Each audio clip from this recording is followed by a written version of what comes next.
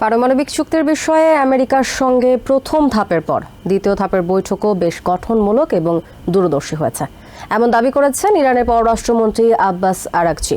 শনিবার রোমে আমেরিকার প্রতিনিধিদের সাথে পরোক্ষ আলোচনা শেষে এমন মন্তব্য করেন তিনি। দুই দেশের আলোচনায় বেশ ভালো অগ্রগতি হয়েছে দাবি করে তিনি বলেন, শান্তিপূর্ণ এই আলোচনাকে আরও এগিয়ে নিতে প্রস্তুত তেহরান। আগামী ২৬শে এপ্রিল আবারও তৃতীয় দফার আলোচনায় অংশ নেবে দুই দেশ। তেহরানের পারমাণবিক কর্মসূচি নিয়ে শনিবার দ্বিতীয় দফায় বৈঠকে বসে ইরান ও আমেরিকা। ওমানে প্রথম দফার ইতিবাচক আলোচনার পর ইতালির রাজধানী রোমে বসে দুই দেশের এই পরোক্ষ বৈঠক। আমেরিকার উচ্চ পর্যায়ের প্রতিনিধিদের সাথে এই বৈঠকটিও বেশ গঠনমূলক ও দূরদর্শী হয়েছে বলে জানান ইরানের পররাষ্ট্রমন্ত্রী আব্বাস আরাগচি।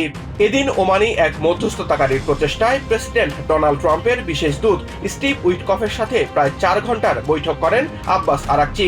চূড়ান্তভাবে একটি চুক্তিতে পৌঁছানোর আগে ইরান আরও ভালো অবস্থানে থাকবে বলে আশাবাদী তিনি।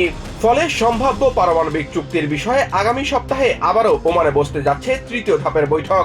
তবে সবশেষ বৈঠকের আগে চুক্তির হালনাগাদ তথ্যের বিষয়ে এড়িয়ে যান ইরানের পররাষ্ট্রমন্ত্রী।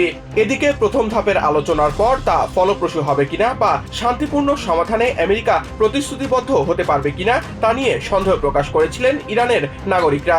যদিও দ্বিতীয় ধাপের আলোচনার পর ইতিবাচক অনুভূতি প্রকাশ করেছেন তাদের অনেকেই। তারা বলছেন এটি আরো অনেক আগেই হওয়া উচিত ছিল।